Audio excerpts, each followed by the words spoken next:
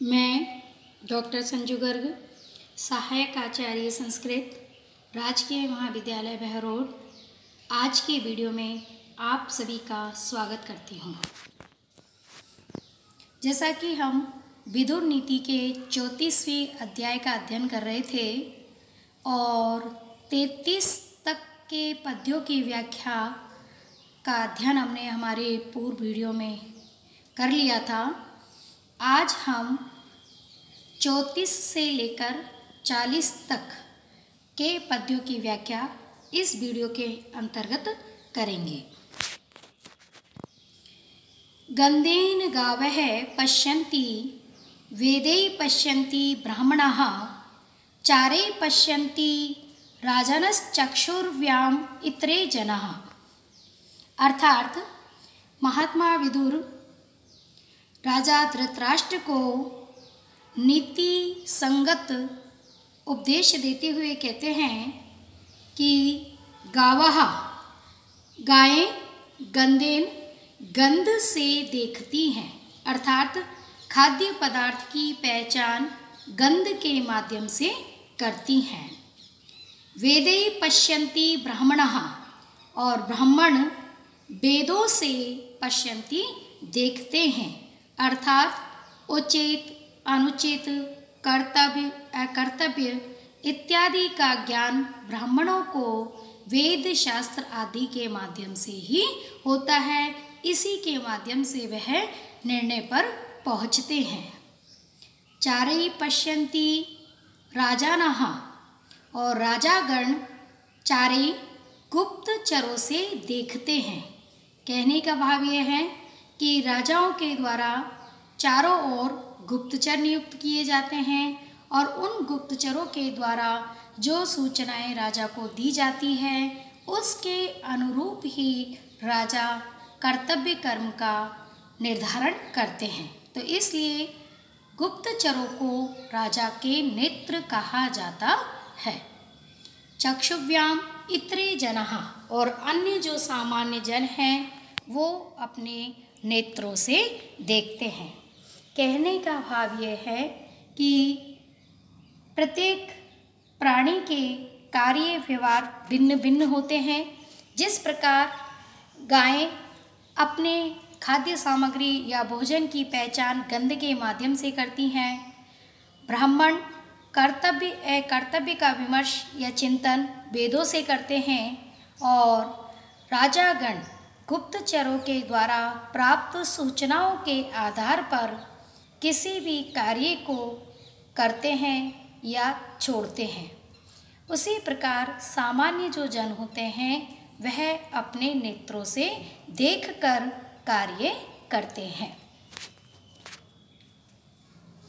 भूयांसम लभते क्लेशम या गौरभवती दुर्दहा अथ या सुदुहा राजन न एव तां वितुदन्त्यपि।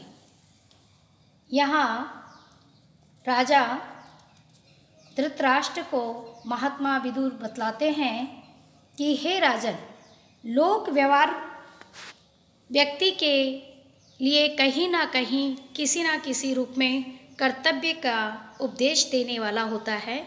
जैसे कि भूयांसम लभते क्लेशम या गौरभवती दुर्दुहा, या जो गो गाय दुर्दुहा कठिनाई से दोहन के योग्य भवती होती है। क्लेशम भूयांसम, वह बहुत अधिक कष्ट को लभते प्राप्त करती है, अर्थात जो गाय सरलता से दुग्ध नहीं देती है उसे प्रताड़ित किया जाता है और बहुत अधिक कष्ट के माध्यम से वह दूध देती है। अथ या सुदुहा राजन न एव तां वितुदन्त्यपि, किंतु और या जो सुदुहा सरलता से दोहन के योग्य होती है, अर्थात सरलता से दूध दे देती है, राजन हे राजन ताम उसको न एव वितुदन्त्यपि, किसी भी प्रकार का कोई कष्ट नहीं दिया जाता है। अर्थात कहने का भाव यह है कि जिस प्रकार सरलता से दोहन के योग्य गाय कोई कष्ट प्राप्त नहीं करती है और कठिनाई से जो दूध देती है उसे बहुत अधिक कष्ट दिया जाता है, तो उसी प्रकार जो नीतिज्ञ व्यक्ति किसी भी परिस्थिति को सरलता से समझकर तद अनुरूप कार्य करते हैं तो वह कदापि परेशानी या कष्ट प्राप्त नहीं करते हैं। तो इसलिए हे राजन, आपके ये जो पुत्र हैं इनको आप समझाएं, क्योंकि यह इनका व्यवहार दुर्दोहा गाय के समान है। यत तप्तं प्रणमति न तत् संताप्यन्त्यपि, यत चेष्वं नतं दारु न तत् सन्नाम्यन्त्यपि। यहाँ इस पद्य में भी महात्मा विदुर के द्वारा यही कहा जाता है कि जो सरलता से झुक जाते हैं वह कभी भी कष्ट प्राप्त नहीं करते हैं। जैसे कि यत अतप्तं प्रणमति न तत्संताप्यन्त्यपि, जो धातु अतप्तं बिना तपाए हुए ही, बिना संतप्त किए हुए ही प्रणमति झुक जाती है, न तत्संताप्यन्त्यपि, उसे संतप्त नहीं किया जाता, उसे तपाया नहीं जाता है। अर्थात जो धातु बिना तपाए हुए ही, बिना गर्म किए हुए ही झुक जाती है तो उसे तपाया नहीं जाता, उसे संतप्त नहीं किया जाता है। यत च, और जो दारु काष्ठ शौनतम अपने आप झुक जाती है, न तत् सन्नाम्यन्त्यपि, उसे भी बलपूर्वक नहीं झुकाया जाता है।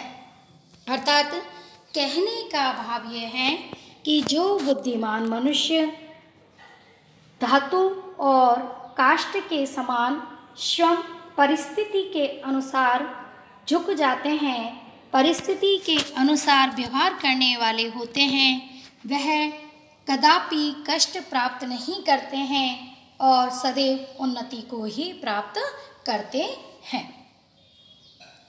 एतयो उपमया धीरः सन्नमेत वलीयसे, इंद्राय स प्रणमते नमते यो वलीयसे। महात्मा विदुर धातु और काष्ठ के दृष्टांत के माध्यम से राजा धृतराष्ट्र को ये समझाने का प्रयास करते हैं कि इस प्रकार धैर्यवान व्यक्ति वही होता है, या धैर्यवान मनुष्य को सदैव बलवान के समक्ष स्वतः ही झुक जाना चाहिए। इसी बात को समझाते हुए इस पद्य में कहते हैं, एतयो उपमया धीरः, धीरः धैर्यवान मनुष्य, एतयो उपमया, इस उपर्युक्त दृष्टांत से अर्थात धातु और काष्ठ के उदाहरण से समझकर बलिया से सतनमेत बलवान व्यक्ति के समक्ष स्वतः झुक जाते हैं या झुक जाना चाहिए। धैर्यवान व्यक्ति को इन उदाहरणों से ज्ञान प्राप्त करके सदैव बलवान के समक्ष स्वतः ही झुक जाना चाहिए। इंद्राय स प्रणमते नमते यो वलीयसे, यो जो वलीयसे बलवान को नमते नमन करता है, से इंद्राय प्रणमते वह यथार्थते, वह वस्तुते इंद्र को ही नमन करता है। अर्थात कहने का भाव यह है, महात्मा विदुर राजा धृतराष्ट्र को ये समझाना चाहते हैं कि इस समय परिस्थितियाँ सर्वथा पांडवों के पक्ष में हैं। आप लोगों के द्वारा बार बार छल कपटपूर्ण व्यवहार करने के बाद भी वह सदैव विजयी हुए हैं। अतः उनके साथ संधि कर लेना युक्ति संगत होगा। पर्जन्यनाथा पशवा राजानो मंत्री बांधवा पतियो बांधवा स्त्रीणां ब्राह्मणो वेद बांधवः। पशवः पशुओं के बांधवा बंधु पर्जन्य बादल होते हैं, यानी पशु प्राणियों के रक्षक मेघ होते हैं। राजानो मंत्री बांधवः और राजाओं के बंधु मंत्री होते हैं, कारण कि मंत्री के सदपरामर्श से ही राज सदैव उत्तरोत्तर उन्नति को प्राप्त करता है।